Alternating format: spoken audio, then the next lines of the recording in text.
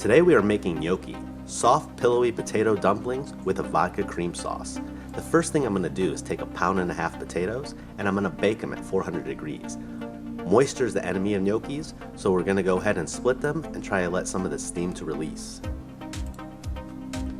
Then we're going to let our potatoes cool slightly and we're going to go ahead and peel them. Now my potatoes are still really hot, so I suggest letting them cool off a bit before you start handling them. But go ahead and get all of your potatoes peeled. You can save the skins for later for another recipe, or you can go ahead and discard.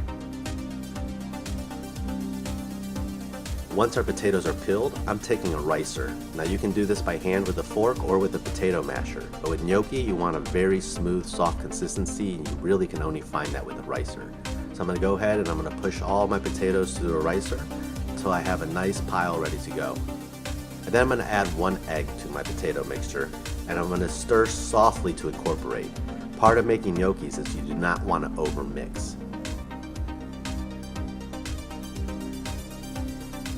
To this I'm going to add 1 cup of flour, and again I'm going to start stirring to incorporate.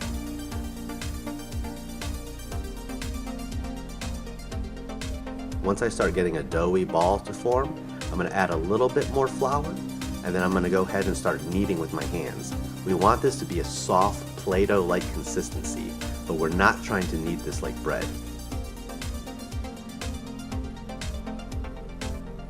Once we get the dough formed, we're going to go ahead and lightly flour our work surface, and we're going to transfer the ball over to it. When we're making our gnocchi dough, we want to be just pushing straight down on this. This is not like bread making where we're pulling and stretching the dough to try to form gluten. We just want it soft enough where the dough is holding its own shape. We're going to go ahead and we're going to cut it into 4 equal pieces. Then we want to keep our work surface nicely floured. And then we start rolling out the gnocchi dough. And we're doing it very much like when we were little kids and we were making snakes.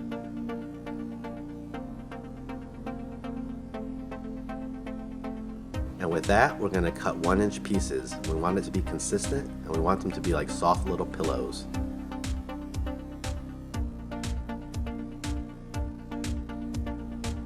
Once we have our gnocchi cut, we're going to go ahead and we're going to shape them. At this point you can go ahead and use them as is, but we're going to add some ridges with our fork, and we're going to lightly flour them so that they don't stick together, and put them on the sheet pan. And we're just going to repeat this process over and over and over and over. And yes, it's tedious, and yes, you're just going to keep doing it over and over, but it is well worth it. Now that we're all done, we're going to set our gnocchi to the side. Then we're going to take an oven-safe pan and bring it to medium heat. To that, we're going to add 2 tablespoons of butter, and we're going to add 3 cloves of garlic. 3 cloves, there we go, that's the 3rd clove. Then we're going to saute our garlic until soft, and we're going to add our tomato paste to the pan. Now the tomato paste we want to incorporate with our garlic butter. We also want to caramelize the sugars in the tomato paste, so we're going to continue to stir and cook over a medium heat. It'll start becoming extremely fragrant, and there'll be some color change to your tomato paste. At this point, I'm turning off the heat so that we don't create a flambe. We don't want flames jumping up in our face. I'm going to add 2 ounces of vodka to the sauce, and I'm going to stir to incorporate.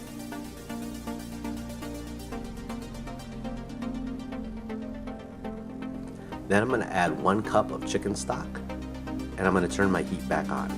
I almost forgot. To the pan, I'm going to add 1 cup of my heavy cream, and then I'm going to start stirring to incorporate using a whisk. Now I want my vodka sauce a little bit spicy, so I'm going to add some crushed red chili peppers, and then I'm going to go ahead and season it with some fresh sea salt. And I'm going to continue to stir it until we have a nice, smooth, creamy sauce. Make sure that you taste and adjust seasonings as necessary. Mine's delicious, but may need a little bit more salt.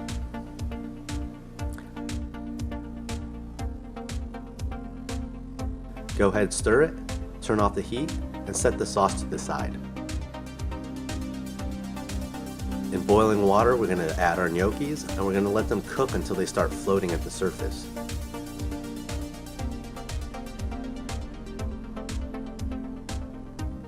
Then we're going to drain and remove, and we're going to add them right to our sauce. Now we're going to start stirring to incorporate. At this point you can go ahead and eat it, but we're going to kick it up a notch. This time we're going to add some fresh mozzarella cheese, thinly sliced.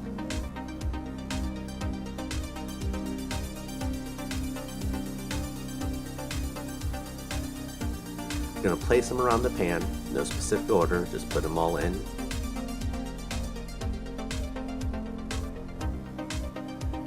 And then we're going to add some fresh grated Parmesan cheese on top of that.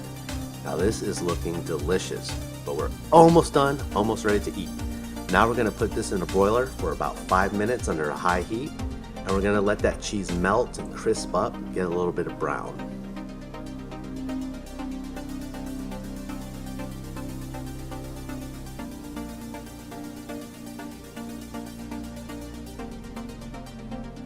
And just like that, this creamy, cheesy gnocchi goodness. Look at that cheese. Wow, almost too much cheese, but you can never have enough cheese. But holy cow, look at that. I'm gonna keep plating it up here. And then I'm gonna go ahead and I'm gonna garnish this with a little bit of fresh basil. And why not? Let's add a little bit more Parmesan cheese to that. This thing is looking delicious and it smells so good. Hurry up and look at it because I need to eat. And now for the final test. Let's see if our gnocchi came out as good as it looks. So much cheese, so much goodness, delicious. Surely gonna be a crowd pleaser. Thanks again for watching. Make sure you like and subscribe.